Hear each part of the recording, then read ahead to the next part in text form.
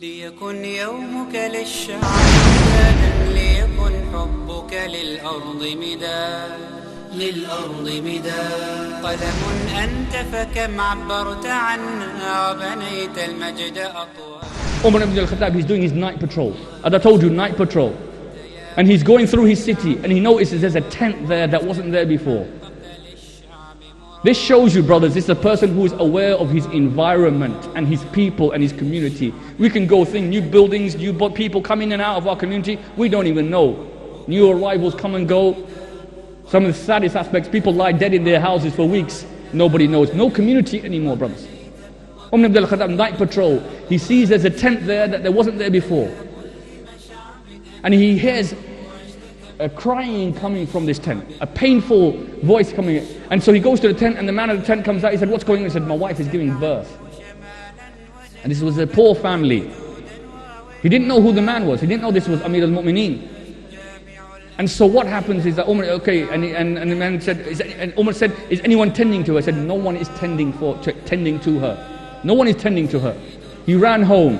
He went and bought provisions. He bought food. He told his wife, Kulthum radiallahu anha, he says, come, there's a woman giving birth, come and tend to her. Both of them arrived back on the scene. Kulthum went and tended to the woman. He then said to the man, light a fire. A fire was lit. He got the cooking pots out. He started to cook the food.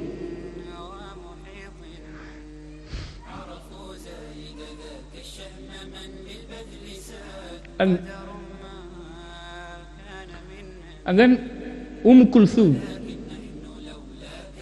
cries out, Ya Amir al-Mu'mineen, give congratulations to the man, he has had a baby boy. Ya Amir al-Mu'mineen, give congratulations that he has had a baby boy. The man didn't know it was Amir al-Mu'mineen. And so then the man realized, whose presence am I in? And he became, I'm in the presence of Amir al-Mu'mineen. He realized this. And then he, obviously, one is in the presence of such a person, one would become somewhat intimidated. And then he said to the man, here, take this food and feed your wife. And then the person said, then he became worried. He said, because he was a poor person. He said, what am I going to do after this? He says, come to me the next day, I will give the stipend. I will give you child benefit for your child.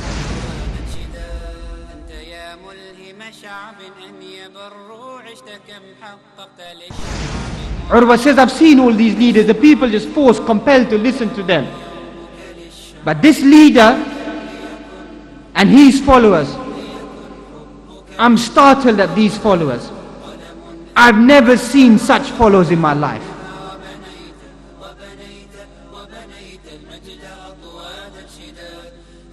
That his followers,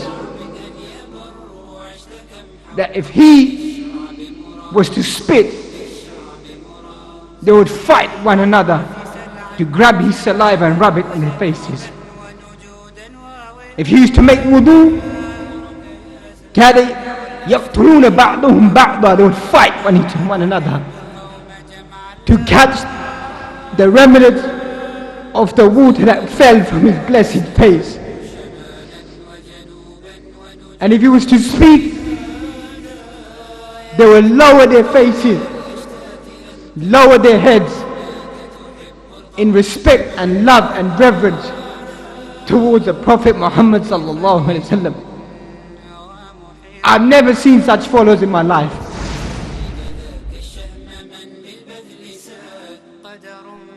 Umar ibn al-Khattab radiallahu ta'ala anhu, he said, Wallahi alladhi la ilaha illa hu, by Allah,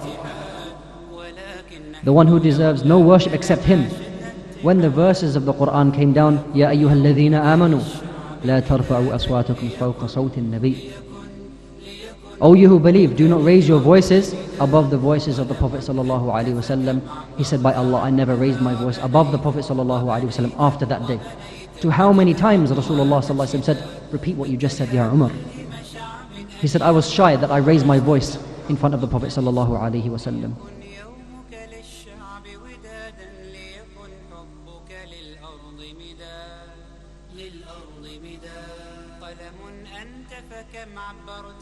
Abdullah ibn Umar radiallahu ta'ala anhu, the son of Umar ibn Khattab, he came to his father once. He said, Ya Abati, O father, why is it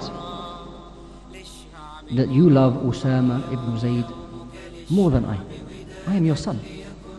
Why do you love this person more than you love me? By Allah, ما سبقني إلى معركة. He never went before me in any battle. I participated in everything. Why is it that you love him more? So Umar ibn Khattab radiallahu ta'ala anhu said, Ya waladi, my son, that the Prophet sallallahu alayhi wa sallam used to love Usama more than he loved me. The Prophet he used to love Usama more than he loved me. Therefore, I put the Prophet sallallahu love before my love for you. Therefore, I love the one whom the Prophet sallallahu alayhi wa sallam loves before those whom I love. How many of you have approached your neighbors and asked them if there is any way you could help them or benefit them? How many of you have been merciful to your neighbors? Now this is just the outside. Start with your own household first. A lot of the brothers have wives. How many of the brothers actually wake up in the morning seeing if they can take care of anything for their wives before they head off to work? How many of us have parents that we still live with? How many of us take care of their needs before our own? Brothers and sisters, we're all demanding the mercy of Allah subhanahu wa ta'ala, and we're all seeking it. But know that Allah subhanahu wa ta'ala has two mercies. A general mercy whom He gives to anyone and everyone. And another mercy that who He will give to the believers, and especially those who are merciful to others.